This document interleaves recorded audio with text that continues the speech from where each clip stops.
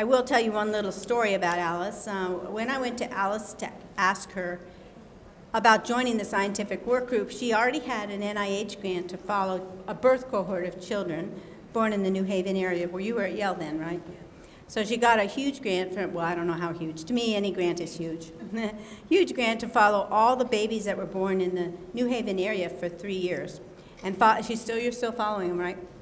So she has an incredible wealth of data, and all we wanted to do was add on a little sensory piece to what she was already doing. And she said, you know, you really don't want me to do this because I don't believe in sensory integration.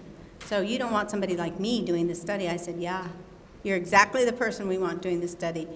And so one thing led to another, but we reeled her in, and her data has been among the most important data that we have, suggesting that SPD is a valid syndrome and that the children do have long-term functional issues that need to be addressed.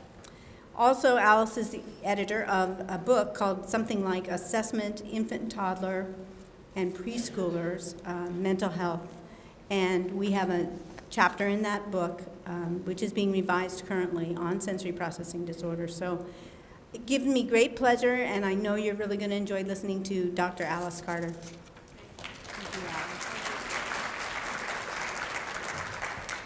Okay, well, it really is a pleasure to be here today, and the work I'm going to present is not work that one person or even the 3 people listed on this slide can do. It really takes a village to do this kind of work. So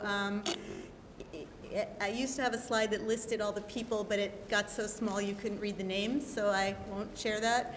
But really, we've had grandmothers going out to track down families to get them to fill out our surveys, and research assistants doing assessments with kids, and there are probably over 40 people at this point who've been involved in this study.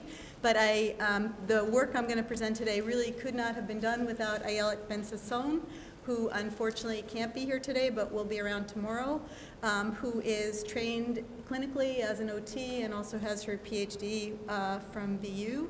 And then Margaret Briggs-Gowan, who's really been my sort of other half of my brain on this project, and is responsible for lots of it. I also really do want to welcome you to UMass Boston. It's wonderful to have this conference happening here where I work. And if anyone has a few